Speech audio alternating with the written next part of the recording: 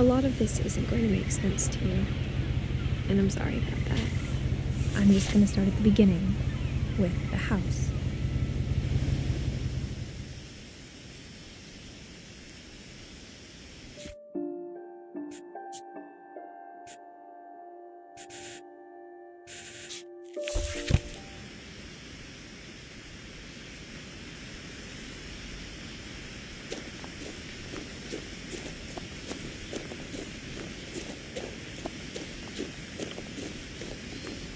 I lived here until I was 11, but I wasn't allowed inside half the rooms.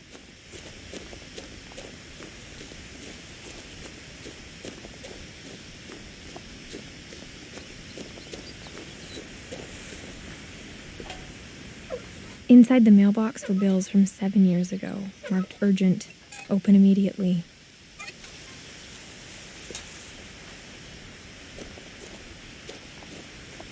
I hadn't been back since my brother Lewis's funeral.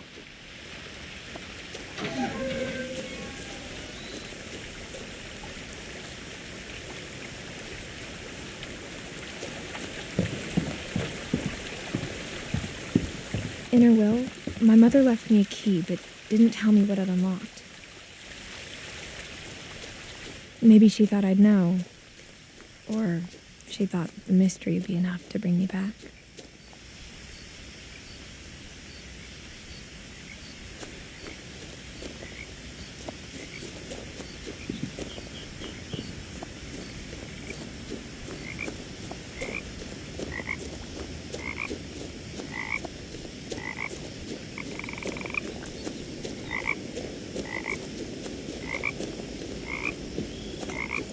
The truth is, even after I inherited the house, I never thought I'd come back to it.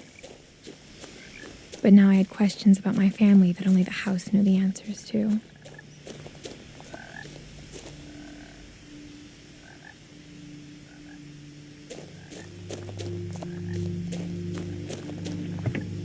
The woods around the house have always been uncomfortably silent, as if they're about to say something but never do.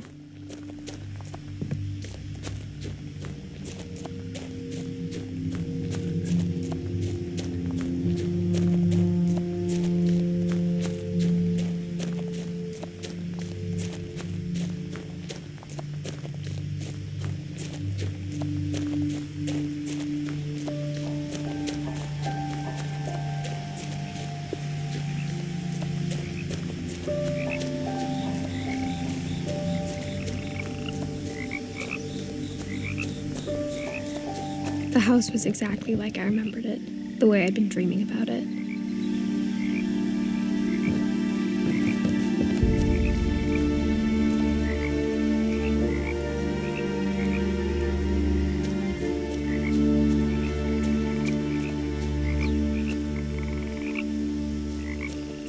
As a child, the house made me uncomfortable in a way I couldn't put into words.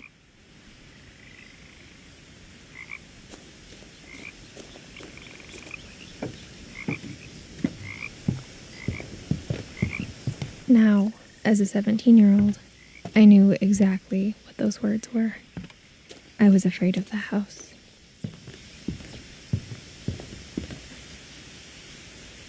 I hoped the key might unlock the front door. It didn't.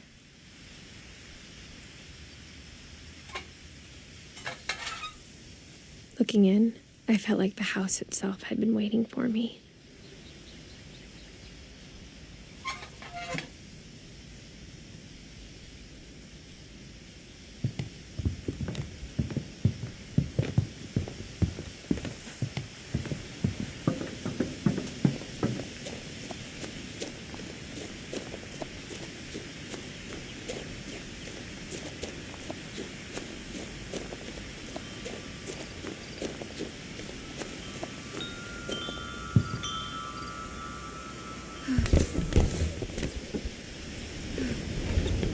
Going through the doggy door used to be a lot easier when I was 11.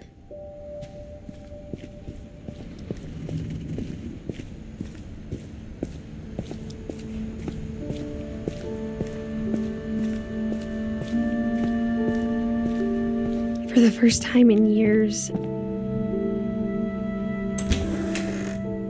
I felt like I was home.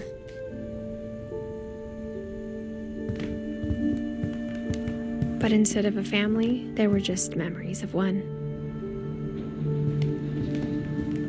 Like how only one restaurant would deliver to our house, so we had Chinese a lot.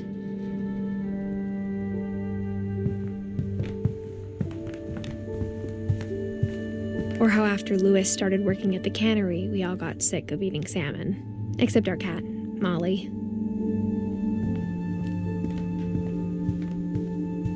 The table was still a wreck from the night we left.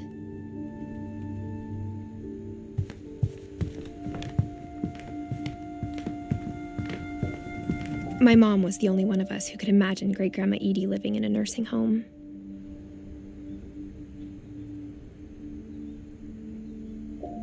It was like a bomb had gone off, killing everyone but sparing the furniture. Nothing in the house looked abnormal. There was just too much of it, like a smile with too many teeth. Even the fireplace had a story. Edie told me the bricks came from the original house, after it sank.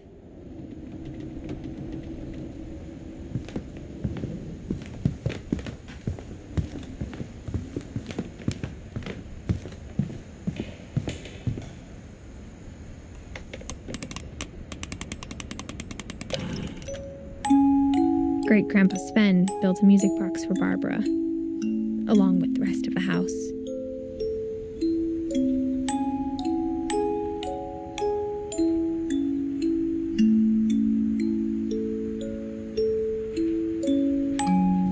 Mom always told me to stay out of the basement, so I wasn't too surprised when the key didn't fit.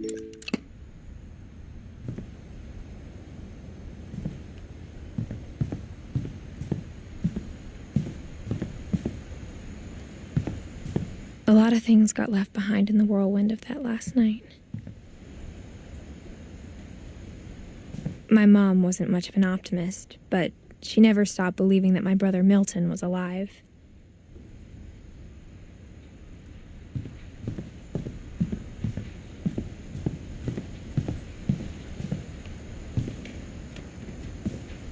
After Milton disappeared, Mom sealed up all the bedrooms.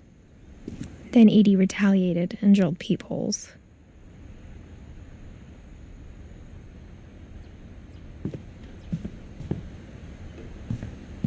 I spent a lot of time playing in Great Uncle Walter's room.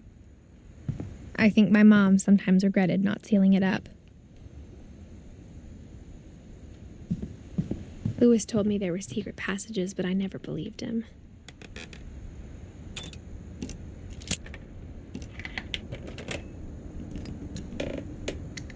Turns out, my mom was really good at keeping secrets. Now it was time to find out what my mom had been afraid of.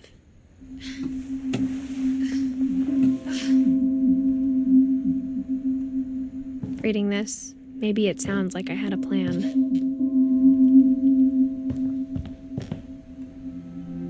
From the paintings on the wall, it was clear my brother Milton had been here before me.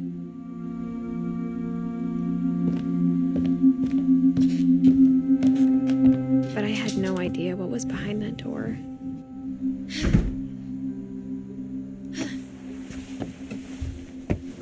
Just like I had no idea where all this was gonna lead.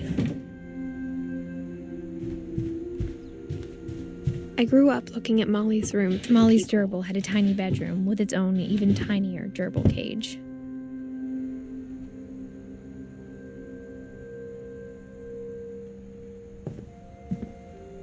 Being inside for the first time, I felt like I'd stepped behind a painting.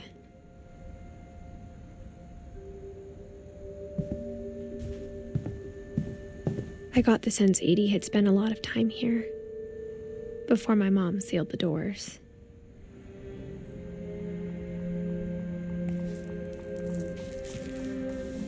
December 13th, 1947. Dear Diary, I'll be gone soon, but I wanted to tell somebody about what's gonna happen. It started when Mom sent me to bed without dinner. I woke up and I was starving, so I looked around for something to eat. The gerbil food was dry, but I didn't mind it.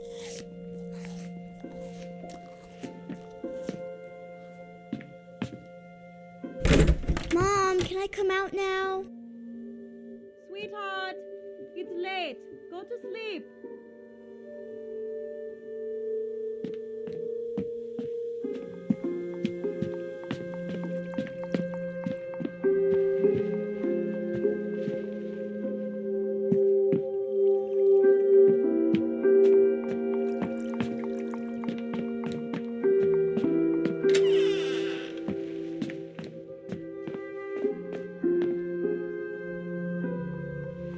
I ate a lot of things that night.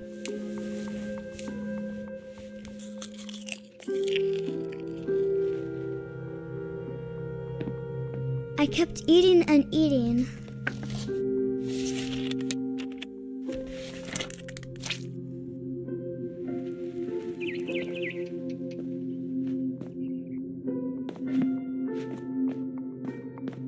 Then I heard chirping outside my window. It was a barn swallow going back to her nest. I reached out for her.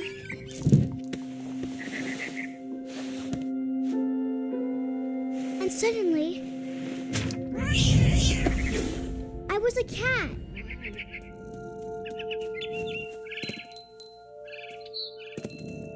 I tried to be quiet, but the bird was really scared.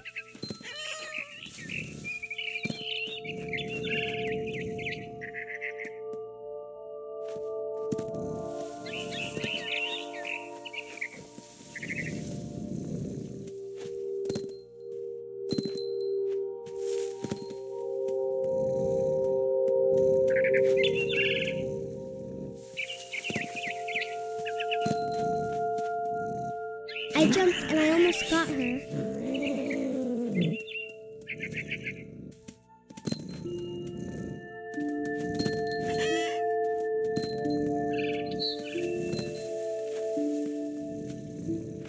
I could tell she was getting really tired.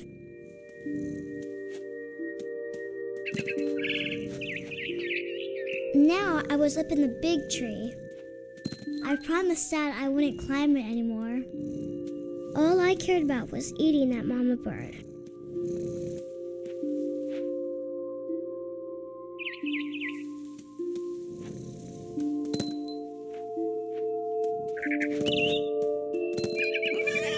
I gobbled her up. And suddenly, I was an owl. First, all I heard was the wind. Then I heard little teeth nibbling in the grass.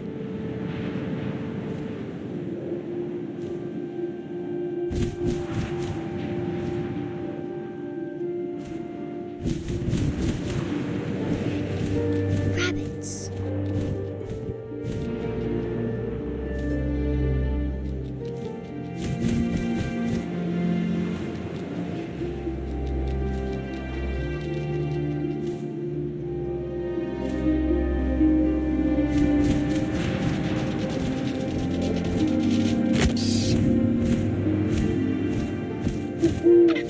I imagined his face looking up and seeing mine through my talons. I swallowed him up, and I didn't chew one bit. Then I flew off to find something bigger.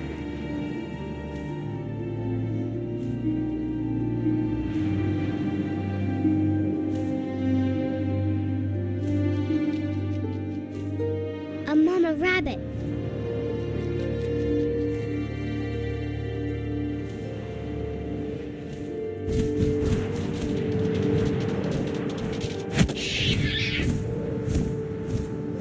She was almost too big to carry.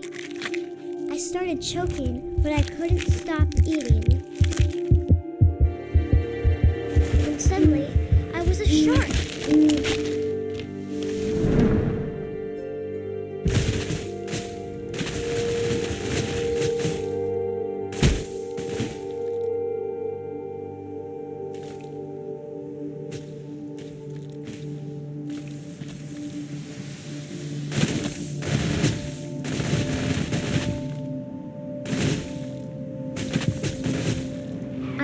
the cliff and into the ocean. Now, I was hungrier than ever.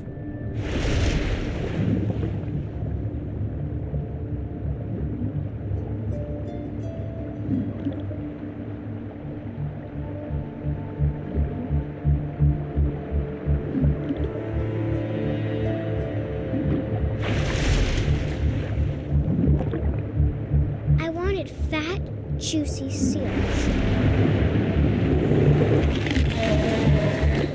I tore off her flipper, and it tasted really good.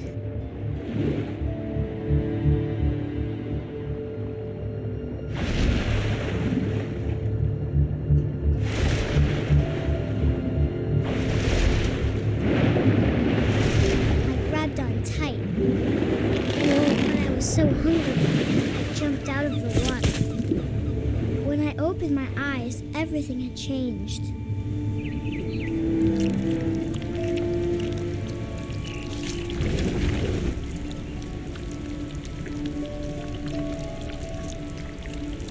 Now I was a monster, and I smelled people everywhere.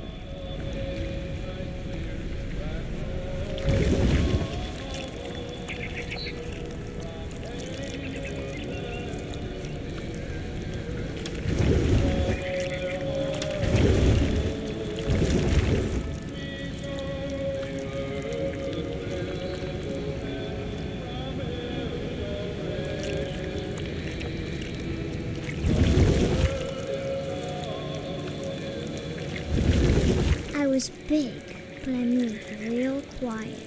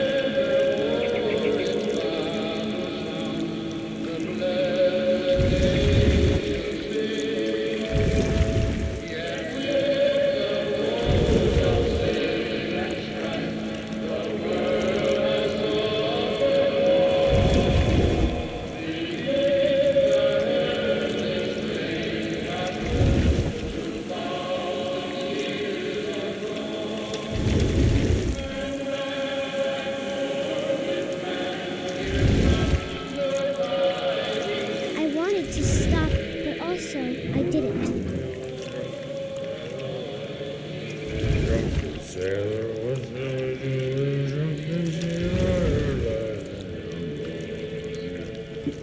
His belly was rusty.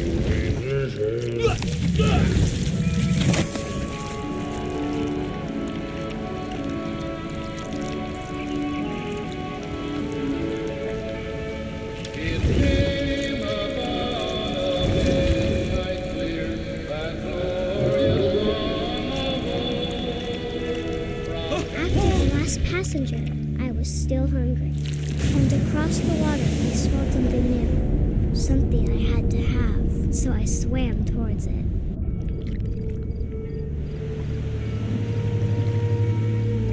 I slithered onto the sand, and the good smell went into an old pipe.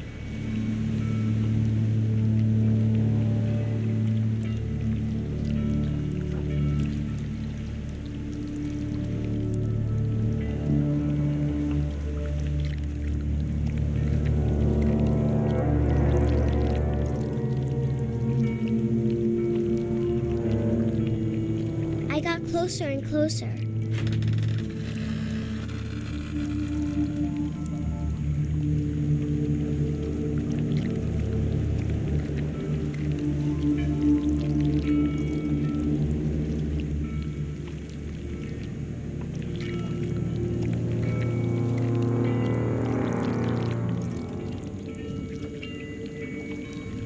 All of my stomach started growling. And suddenly, I was me again. I held my breath for a long time, but I couldn't hear anything. I think it's waiting for me to fall asleep. But it's not going to wait much longer. It needs to feed.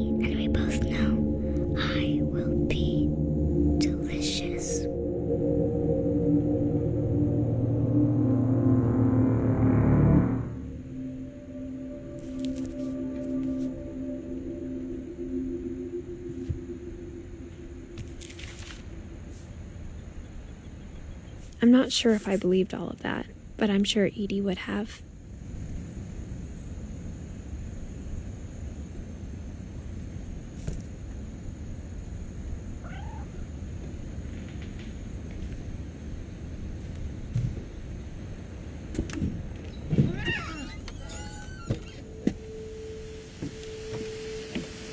This will be obvious later, but my mom never told me any of these stories.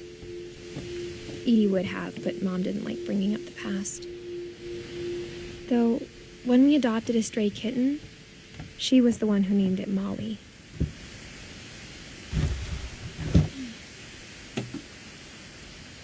I spent a lot of time in Great-Grandma Edie's room.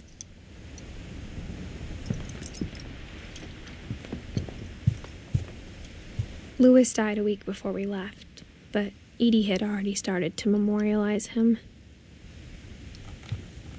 Her room was like a museum.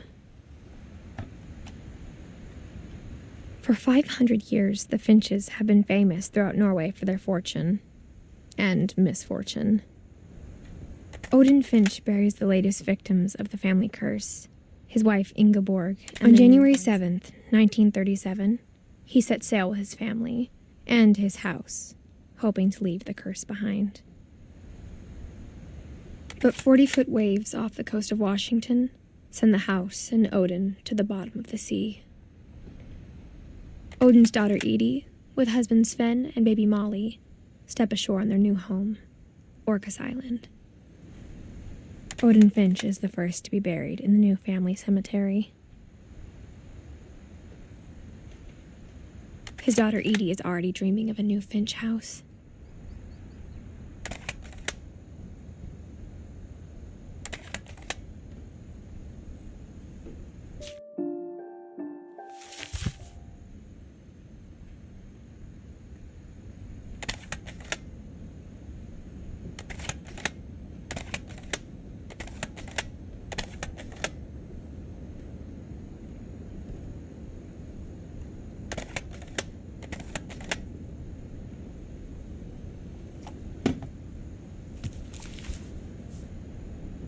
Whatever's wrong with this family, it goes back a long ways.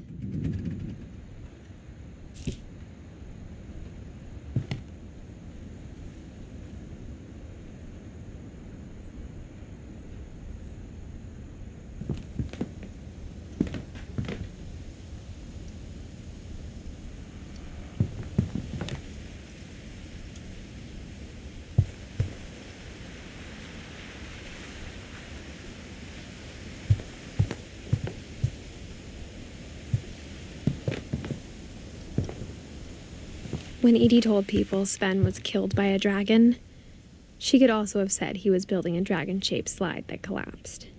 She could have, but she didn't.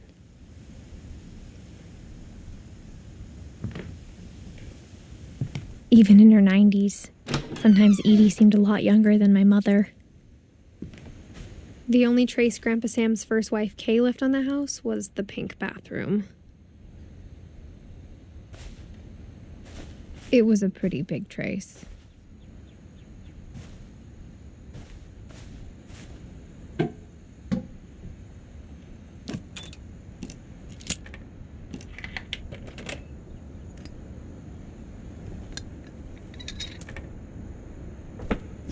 There's a secret in this bathroom. It's in the last place you would look. It isn't in the cupboard. It's hidden in this book.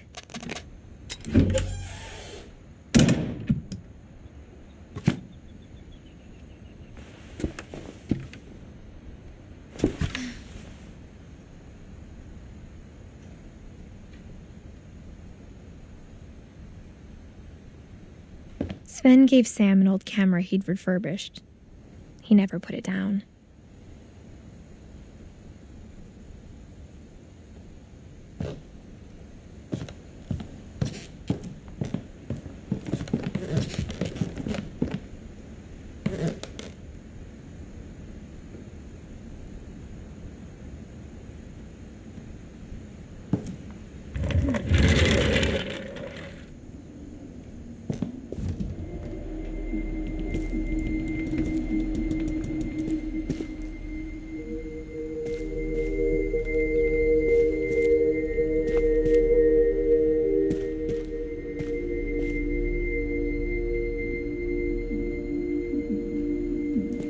I knew Grandpa Sam had a twin, and that he never talked about him.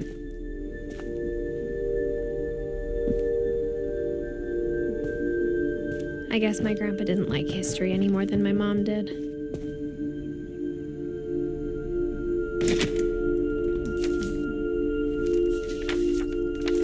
How I Want to Remember My Brother by Sam Finch. The thing I remember is that when he made up his mind, that was it.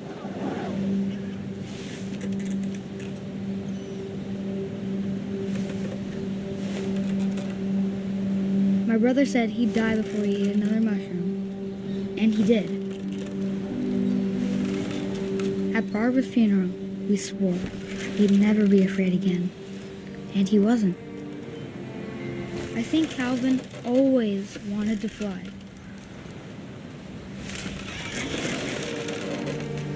Sam, Calvin, dinner's ready. Coming. But that day, he finally made up his mind to do it. I told him going around was impossible.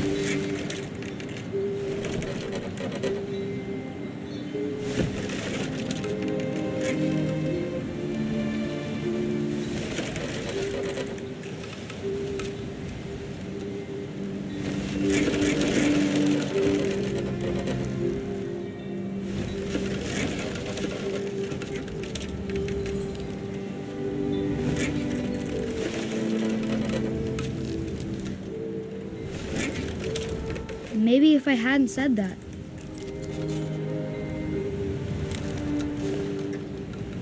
Calvin, I'm not gonna tell you again. Maybe if the wind hadn't picked up. Then maybe he'd still be here. But I doubt it. I think he'd already made up his mind. That's what I want to remember about my brother.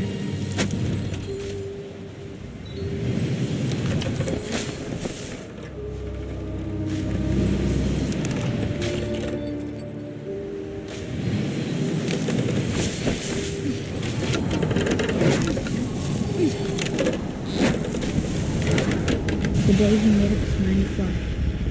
And he did.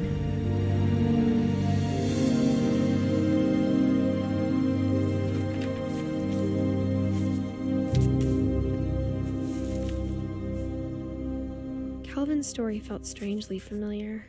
When I was younger, I remember trying to do the exact same thing.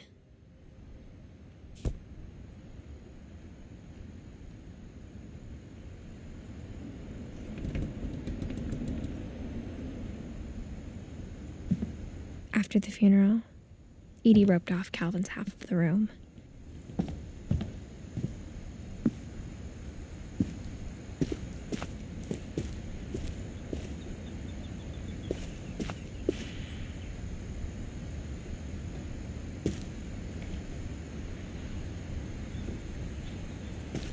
Mom said Grandpa Sam enlisted at 18 and never set foot in the room again.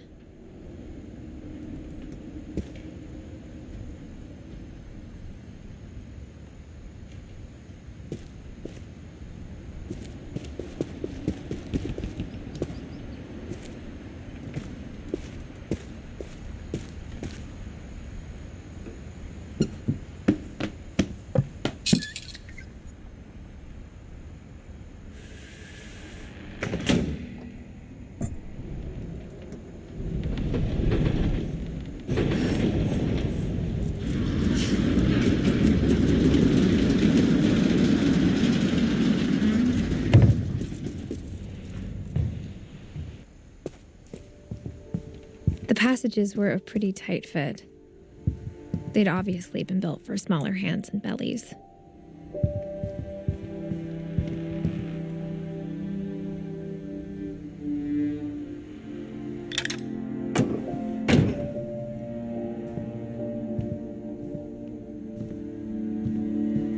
Whenever people ask me about my family, the first thing they always want to know about is Barbara.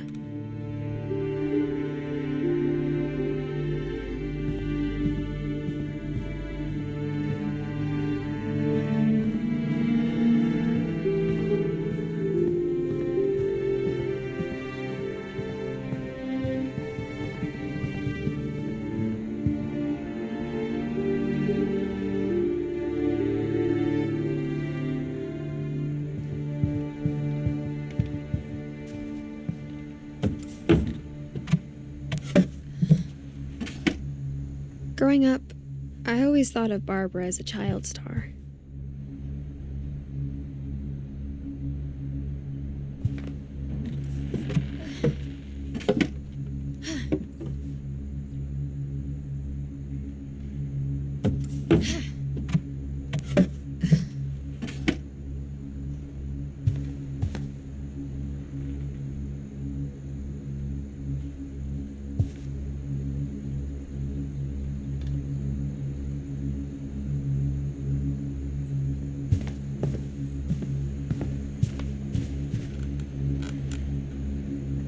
I never thought about how hard it must have been for her afterwards.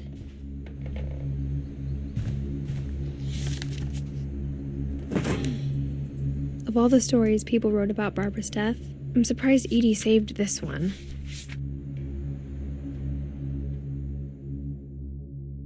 Old Jack here with another ghastly tale inspired by America's most unfortunate family.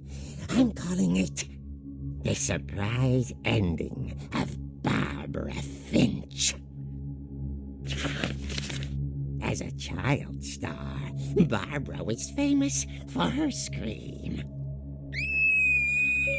Now at 16, she was all washed up, a has-been. But in a lucky break, she'd been asked to perform her signature scream at a local convention for monster movie fans. It was just the boost her career needed. Unfortunately, her scream hadn't aged well. Getting better. I think you just need the right motivation. Her biggest fan and current boyfriend, Rick, was about to demonstrate when... Now that was a great scream. It was Barbara's father, Sven. He'd slipped into a table saw and had to be rushed to the emergency room. So Barbara got stuck babysitting her youngest brother, Walter. Her convention comeback was cancelled. Okay, I'm hearing frustration, but I'm not hearing terror. What if I tried... A gang of hoodlums in Halloween masks have been terrorizing Orcas Island tonight. Police are urging residents to... That came from the basement. You're right! Also, I loved your delivery on that. Why is your basement door locked? Because my dad likes making puzzles and secret passages. There's a key hidden in the music box. The secret is to keep winding and winding until finally the key pops out. Thanks, babe. I'll be back in a sec. 20 minutes later, Rick hadn't returned. So Barbara went to look for him, right on cue. She reached for the music box. And as she wound the key, she listened for Rick, but the house was silent.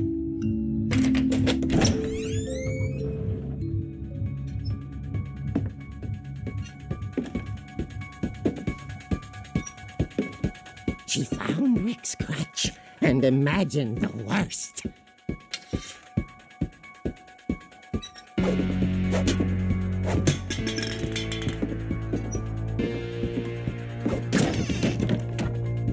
The The gang's leader is the infamous Hookman killer, Dr. Carl Hamill, who impaled and then ate his family 10 years ago tonight.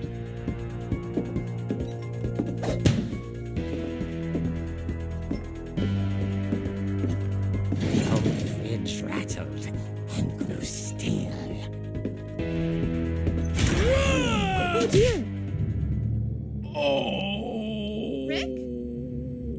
Barb, relax. I was just trying to scare you to help you find your scream. Well, I'm not scared, Rick. I'm furious. Then act furious. All I'm getting from you now is that you're hurt and confused and She threw him out, but she kept a little something to remember him by. Barb, have you seen my other crutch? And she was still holding it when she fell asleep watching the late picture show. Hours later... Barbara! Walter, what's going on up there? Ah! Okay, I'm coming up, but if this is a trick, you're dead, Walter.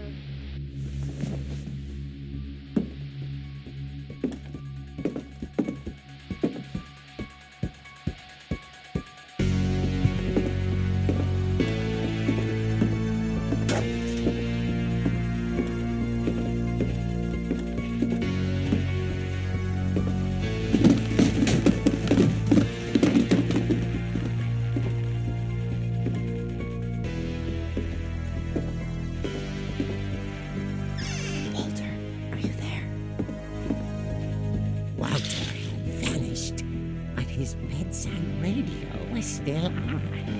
Orcas Island police describe the man as 6 feet tall, with a steel hook for a hand. Residents are urged to lock all doors and windows and notify the police of any suspicious activity. Barbara turned, saw the hook man, and was speechless. He was quite smashing.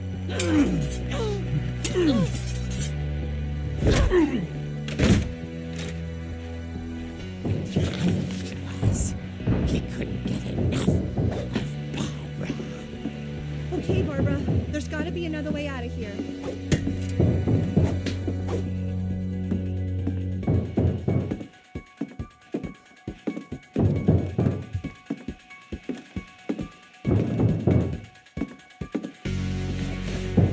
That night, she played her part beautifully.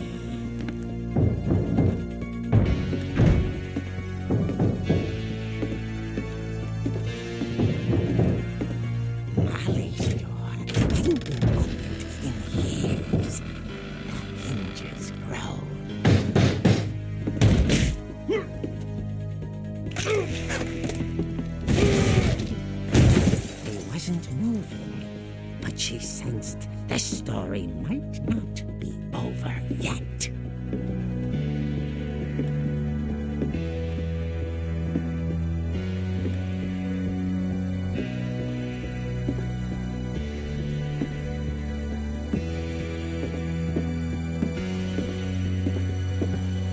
The hookman had vanished. She listened for his breathing, but all she heard was...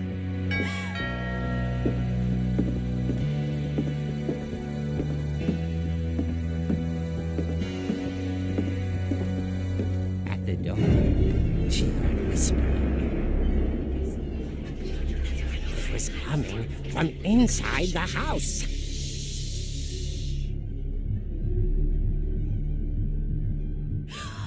Oh dear.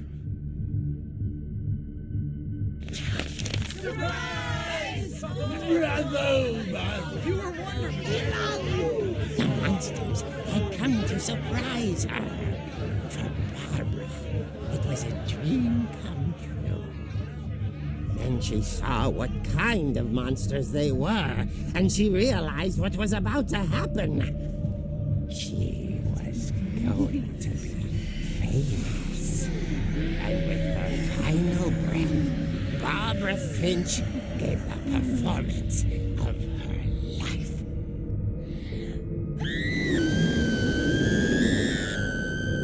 I wasn't there myself, but I hear Barbara was magnificent. she had a taste for stardom. But unfortunately, so did her fans. Of course, the police blamed it all on poor Rick, who disappeared the same night. And little Walter, hiding under his bed the whole time. He took it all pretty hard, but that's another story. As for Barbara, tucked inside the music box is all they ever found of her. Her ear. Now that's what I call a real eerie tale.